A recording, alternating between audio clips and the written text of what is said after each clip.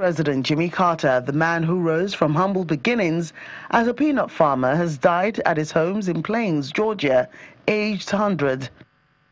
The former president was born on October 1, 1924, as James Earl Carter Jr. in the small town of Plains, Georgia. He was the eldest of 4 children.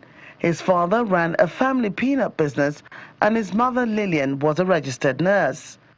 In high school, he was a star basketball player and then spent 7 years in the U.S. Navy, during which time he married his wife, Rosalind, in 1946, in a union he called the most important thing in his life.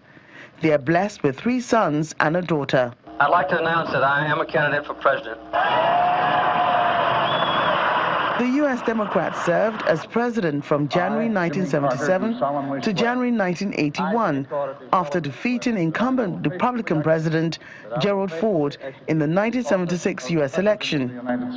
The office of President of the United States.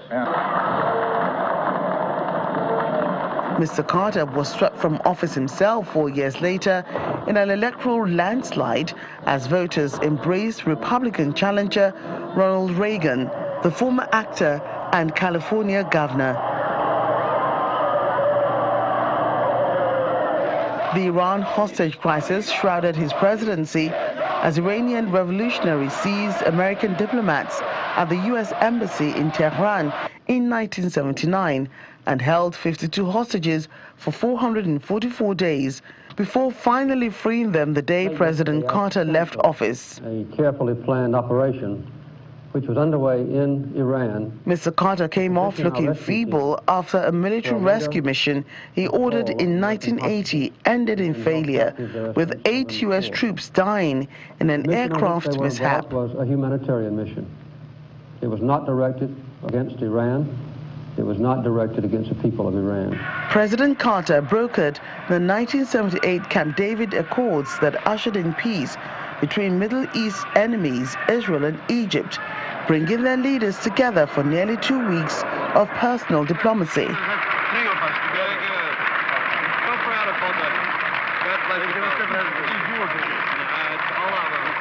However, his humanitarian cause earned him the Nobel Peace Prize in 2002 after his time in office for his untiring effort to find peaceful solutions to international conflicts, to advance democracy and human rights, and to promote economic and social development. President Carter also made trips to communist North Korea.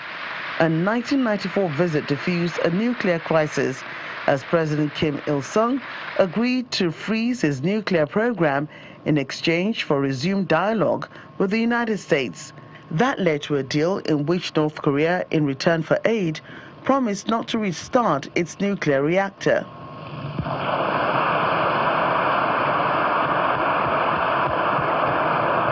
In 2010, Mr. Carter won the release of an American sentenced to 8 years hard labor for illegally entering North Korea.